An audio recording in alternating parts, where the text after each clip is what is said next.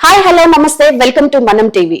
నారా లోకేష్ గారు సాక్షి మీద పరువు నష్టం కేసు వేసిన ఈ రోజు తన మంత్రి పదవిలో ఉన్నా గానీ గవర్నమెంట్ ట్రాన్స్పోర్ట్ యూజ్ చేసుకోకుండా తన సొంత ఖర్చులతో కోర్టుకు హాజరవుతున్నారు. కానీ ఎందుకు జగన్మోహన్ రెడ్డి గారు తను పెట్టిన కేసులు గానీ తన మీద పెట్టిన కేసులు గానీ హాజరవ్వరు? అసలు వీళ్ళిద్దరి మధ్య ఉన్న వ్యత్యాసం ఏంటి అనేది తెలుసుకోవడానికి ప్రయత్నం చేద్దాం. ఇప్పుడు మనతో ఉన్నారు పొలిటికల్ అనలిస్ట్ అప్పసాని గారు. నమస్తే సార్. నమస్తే సార్, నారా లోకేష్ గారు మంత్రి పదవిలో ఉన్నారు, అయినా గవర్నమెంట్ ట్రాన్స్పోర్ట్ యూజ్ చేయకుండా ఒక బాధ్యతగా తన పెట్టిన గానీ తన మీద ఉన్న కేసులకు గానీ హాజరవుతున్నారు. కానీ జగన్మోహన్ రెడ్డి గారు అలా కాదు. అసలు వీళ్ళిద్దరి మధ్య ఉన్న కంపారిజన్ అంటే మీరేం చెప్తారు? ఇప్పుడు వాస్తవంగా రాజకీయాల్లో ఉన్నా లేకున్నా బీయింగ్ ఏ కామన్ సిటిజన్ చట్టాన్ని వ్యవస్థల్ని గౌరవించి తీరాల్సిన బాధ్యత ఉంటుంది. అవును సార్. ఒక కామన్ సివిలియన్ తన మీద ఏదైనా ఒక కేసు ఉండి లేదు తనేదైనా ఒక కేసు పెట్టుండి ఆ విచారణ కనుక సహకరించకుండా ఉండుంటే ఒక కామన్ సివిలియన్ విషయంలో న్యాయస్థానాలు ఎంత కఠినంగా వ్యవహరిస్తాయో రాజకీయంగా లేదు చట్టసభలకు ఎన్నికైన పదవుల్లో ఉన్న వాళ్ళు రాజకీయంగా కీలక స్థానాల్లో ఉన్న వ్యక్తులు కూడా వాళ్ళు కూడా విచారణకు సహకరించినప్పుడు అంతే కఠినంగా వ్యవహరించి తీరాల్సిన బాధ్యత న్యాయస్థానాల మీద ఉంటుంది. అవును సార్. న్యాయస్థానాలు కఠినంగా వ్యవహరించకపోవు, కానీ రాజకీయాల్లో కొనసాగాలి, పాలకులుగా కొనసాగాలి అని ఆలోచన అభిష్టం ఉన్నవాళ్ళు మొట్టమొదట రాజ్యాంగానికి చట్టానికి వ్యవస్థలకి గౌరవం ఇచ్చి తీరాలి. అవును సార్.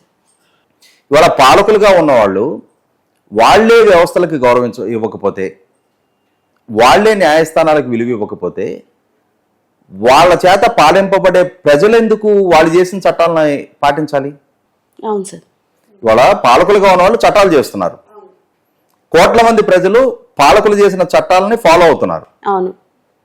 హెల్మెట్ పెట్టుకుందే 2-వీలర్ డ్రైవ్ చేయకూడదు అని అంటే ఒక శాసనం పాలకుల ద్వారా చేయబడితే పౌరులు లక్షల మంది 2-వీలర్ డ్రైవ్ చేసే వాళ్ళందరూ హెల్మెట్లు ధరించే ఇవాళ వెహికల్ డ్రైవ్ చేయాలి. అవును. హెల్మెట్ లేకుండా డ్రైవ్ చేస్తే వాళ్ళ మీద కేసులు నమోదు చేసే అధికారం ఉంటుంది, ఫైన్ వేసే అధికారం కూడా ఉంటుంది.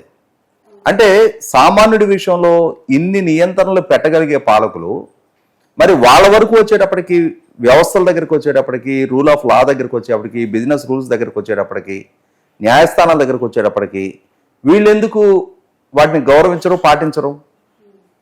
వాళ్ళ జగన్మోహన్ రెడ్డి గారు ఆయన మీద 11 సిబిఐ కేసులు నమోదై ఉన్నాయి.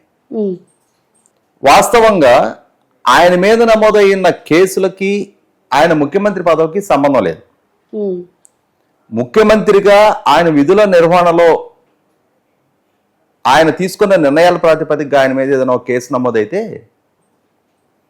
ఆ కేసు విచారణకి సహకరించడానికి తన ముఖ్యమంత్రిగా తన విధులకి ఆటంకం అవుతుందనో, అలాగే ముఖ్యమంత్రి హోదాలో న్యాయస్థానానికి హాజరు కావాలి కాబట్టి ఆ ఖర్చులు ప్రభుత్వం భరించాలని అనుకోవచ్చు. అవును సార్. అంటే ఫర్ ఎగ్జాంపుల్ ఒక పోలీస్ అధికారి ఉన్నాడు, అతను ఉద్యోగ విధుల్లో కోర్టుకి హాజరవ్వాల్సి వస్తే అతనికి సంబంధించిన ట్రాన్స్పోర్టేషన్, డిఏ అలవెన్సెస్ అన్ని కూడా ప్రభుత్వం భరించాలి. అవును సార్. ఉద్యోగ విధులకు సంబంధం లేదు, బయట ఎక్కడో రోడ్డు మీద అతను ఏదో కొట్లాట్లో ఇన్వాల్వ్ అయ్యో ఏదో వ్యక్తిగత కేసు అయింది, ఆ వ్యక్తిగత హోదాలో అతను కోర్టుకు హాజరు కావాలి, అతని ఖర్చులు ప్రభుత్వం ఎందుకు భరించాలి? అవును సార్. అతని డ్యూటీలో ఆయన కేసు కాదు కదా, అది ఆ డ్యూటీ నిర్వహణ సందర్భంగా ఆయన కేసు కాదు కదా.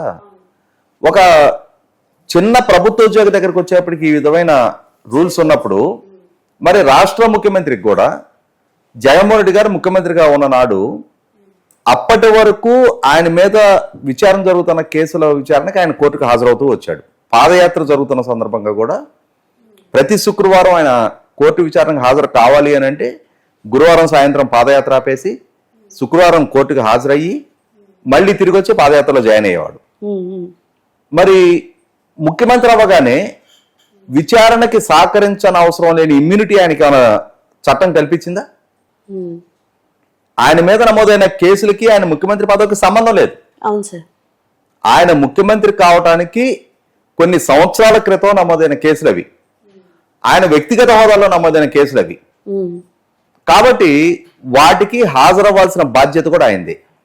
ఆయన ఏం చేశారు, నా ముఖ్యమంత్రి విధుల నిర్వహణకి నాకు ఆటంకం అవుతుంది, నేను కోర్టుకు హాజరైతే ప్రభుత్వానికి 60 లక్షల రూపాయలు ఖర్చు అవుతుంది, అలాగే నేను ముఖ్యమంత్రి హోదాలో కోర్టుకు హాజరైతే నాకుండే భద్రతా సిబ్బంది వీటి కారణంగా ఆ కోర్టుకు హాజరయ్యే మిగిలిన కక్షిదారులకు కూడా ఇబ్బంది అని చెప్పని కోర్టులో అఫిడవిట్ ఫైల్ చేసి వ్యక్తిగత హాజరు నుంచి మినహాయింపు పొందాడు.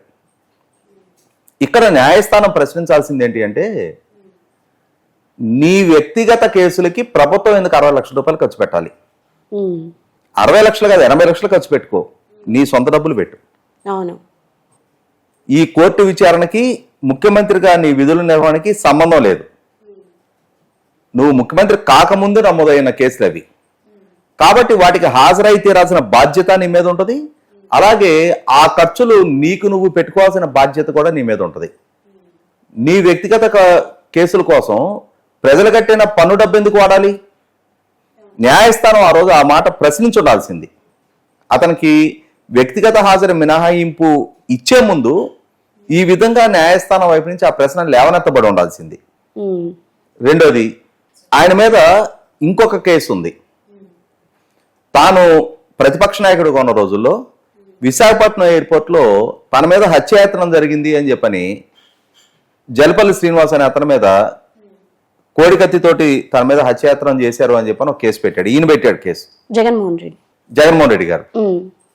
మరి ఈయన కేసు పెట్టినప్పుడు ఆ కేసు విచారణ సందర్భంగా బాధితుడిగా ఆయన వాగ్మూలం నమోదు చేయాల్సిన అవసరం ఉంటుంది. ఈయన తాడేపల్లిలో నివాసం ఉంటాడు. ఈయన తాడేపల్లి నివాసం నుంచి చాలా సమీపంలో విజయవాడలో ఎన్ఐఏ కోర్టులో ఆ కేసు విచారణ జరుగుతూ ఉంది. బాధితుడిగా ఈయన వాంగ్మూలం నమోదు చేయడానికి ఆయన కోర్టుకు హాజరు కాల. సంవత్సరాల తరబడి 2018లో ఆ ఇన్సిడెంట్ జరిగితే 2023లో ఆ కేసుని విశాఖపట్నం ఎన్ఐఏ కోర్టుకు బదిలీ చేశారు. విజయవాడలో ఉన్నప్పుడే తాడేపల్లి నుంచి అరగంట ప్రయాణం లోపది. విజయవాడలో ఉన్నప్పుడే హాజరు కాల. విశాఖపట్నం వెళ్ళిన తర్వాత అప్పటికి ఇప్పటికీ హాజరు కాల. బాధితుడిగా నువ్వు న్యాయస్థానాన్ని గౌరవించి న్యాయస్థానానికి హాజరై నీ వాంగ్మూలాన్ని నమోదు చేయని వ్యక్తివి కేసు ఎందుకు పెట్టావు? అంటే న్యాయస్థానం పట్ల గౌరవం లేదు, న్యాయస్థానాన్ని గుర్తించడానికి నువ్వు సిద్ధంగా లేవు, న్యాయస్థానానికి హాజరయ్యి నీ వాంగ్మూలాన్ని ఇవ్వడానికి నువ్వు సిద్ధంగా లేవు. అటువంటిప్పుడు కేసు ఎందుకు పెట్టావు? అంటే న్యాయస్థానాలు నీ పొలిటికల్ ఎజెండాలో భాగంగా వాడుకోదడానికి కేసులు పెట్టావా? అంతే సార్. ఇది జగన్మోహన్ రెడ్డి గారి వ్యవహార శైలి. ఇంకొక అడుగు ముందుకేసి ఈ మధ్య ఇంకొక ఇన్సిడెంట్ జరిగింది.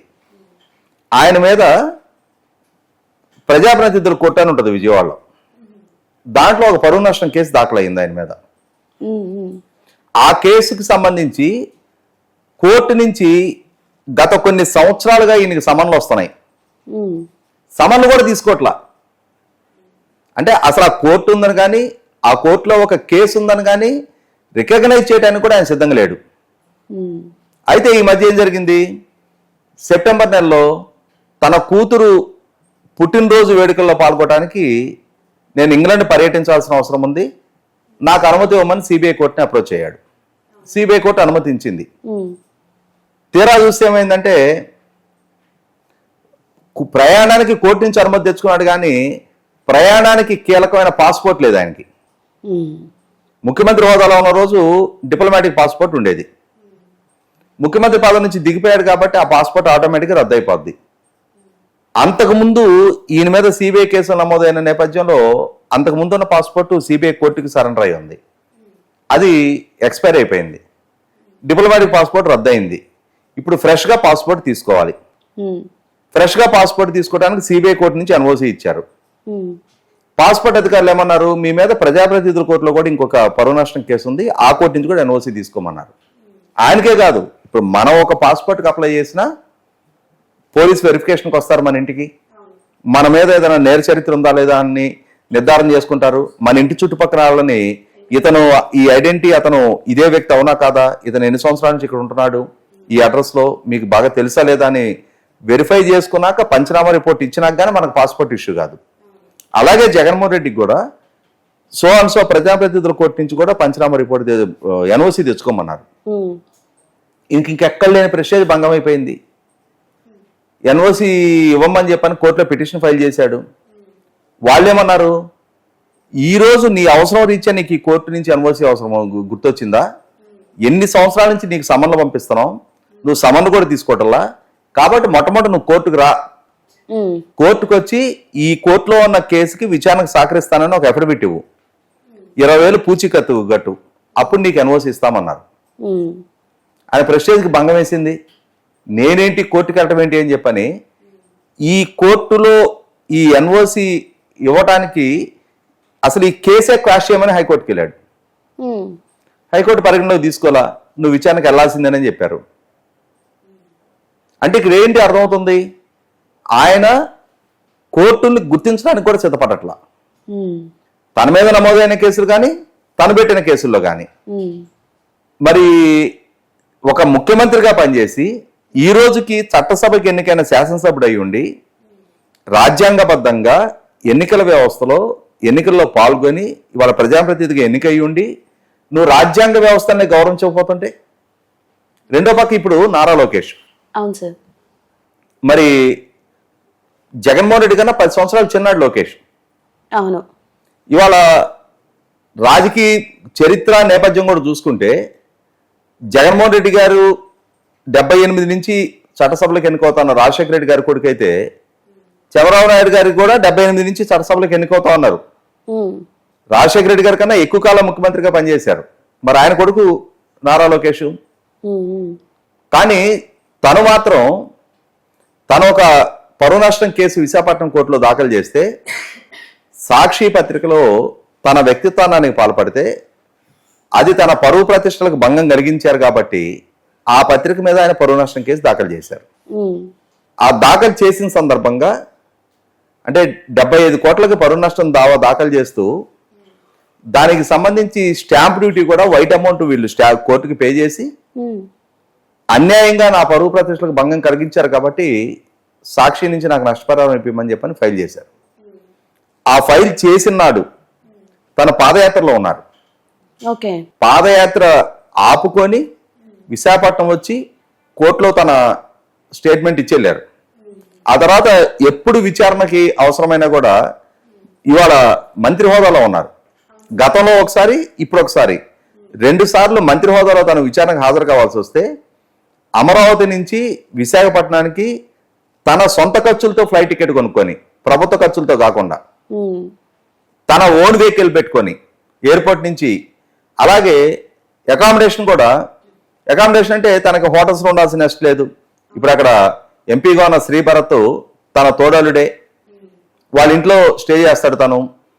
కానీ కోర్టు విచారణకి హాజరై అవ్వటానికి కోర్టుకి ఇస్తున్న విలువ, వ్యవస్థలకు ఇస్తున్న గౌరవం, అన్నిటికన్నా ముఖ్యంగా ఇది నా వ్యక్తిగత కేసు, నా వ్యక్తిగత అవసరాలు రీత్యా నేను ప్రయాణం చేస్తున్నా కాబట్టి ఈ సందర్భంగా ప్రభుత్వ ధనాన్ని, ప్రజలు కట్టిన పన్ను డబ్బును వాడకూడదనే విఘ్నత, ఏ విఘ్నత అయితే జగన్మోహన్ రెడ్డిలో లోపించిందో ఆ విఘ్నత ఇతను ప్రదర్శిస్తూ మిగిలిన చట్టసభ సభ్యులకు కూడా ఒక రోల్ మోడల్గా నిలుస్తా ఉన్నాడు. మనం చాలా సందర్భాల్లో చూస్తూ ఉంటాం, పోలీస్ అధికారులు లేకపోతే ప్రభుత్వ అధికారులకి ప్రభుత్వం నుంచి వాహనాలు కేటాయిస్తారు. వాస్తవంగా వాళ్ళ అధికారిక విధుల నిర్వహణ కోసమే ఆ వెహికల్స్ వాడాలి. కొంతమంది వాటిలో ఫ్యామిలీ ట్రిప్లకి వెళ్తుంటారు, వాళ్ళ ఆవిడ షాపింగ్కి పంపిస్తూ ఉంటారు.